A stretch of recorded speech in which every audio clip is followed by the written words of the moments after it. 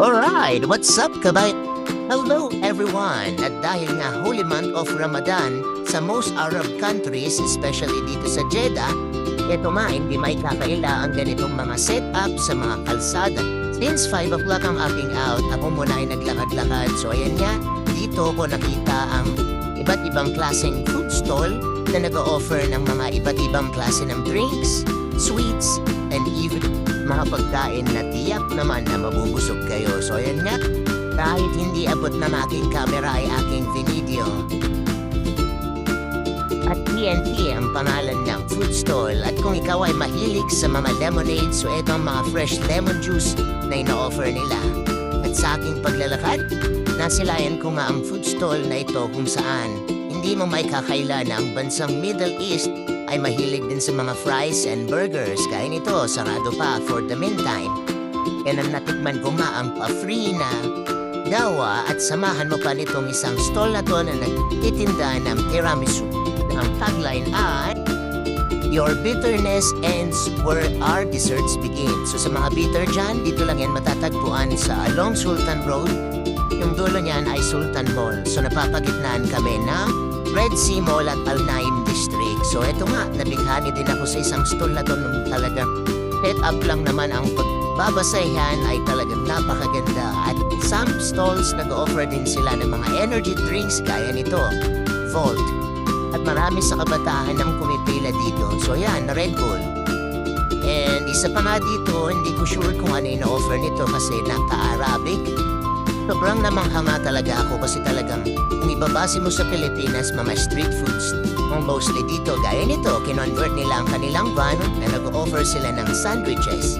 And kung ikaw ay may mga kids, talaga very inviting naman talaga yung setup nila. Ayan, nakuhanan nga ako habang naglalakad. So ayan, paalam na rin ako para kuhanan ng kanilang stall. I'm not sure kung ano yung offer din nila, basta Pura ang pangalan. So ayan.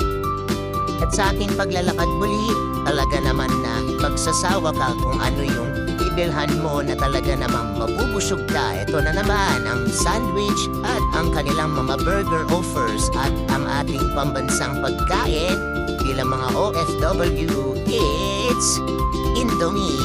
So may mga in-offer din sila na out of lower delicacies naman ang meron sila. I'm not sure kung ano yung in-offer nila but still may kamahalan din so far.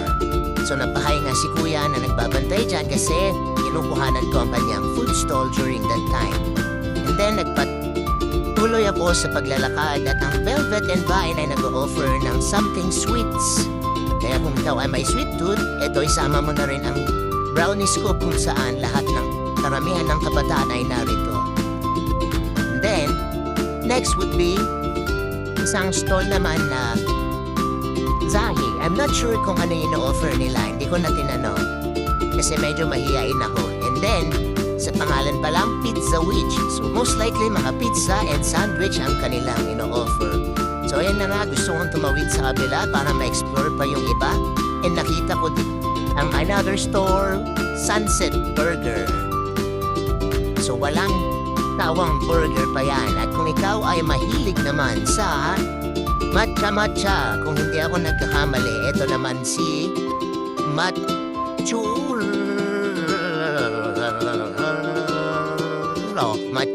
Ayun, Matcha Club.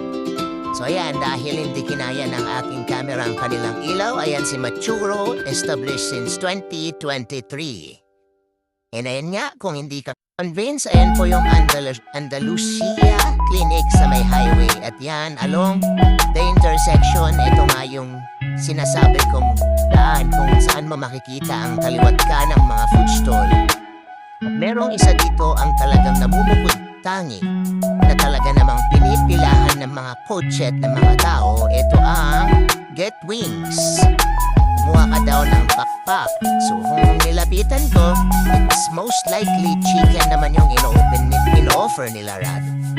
And of course, asahan mo na talagang ang habol ng karamihan and during this time is talagang pag-out na ng mga empleyado at talagang gutom sila. But for me, itong food stall na to ay sobrang nagandahan ako and sa lahat, it's very unique. Kasi yung feels nung nasa disyerto ka, yung pagkakaroon nila ng step up na kakaiba sa lahat at shy. At dito na ako nagstay sa kanila. If I were to rate this one, it's 10 over 10. Kasi talaga naman, yung ambience pa lang, isama mo pa yung mga crew ay talagang todo get up sila. At ako ay hindi na nagpatumpik-tumpik pa para magpakuha ng litrato sa kanila. And ito nga ay just along the highway. So kung makikita nyo, kami-kami lang yung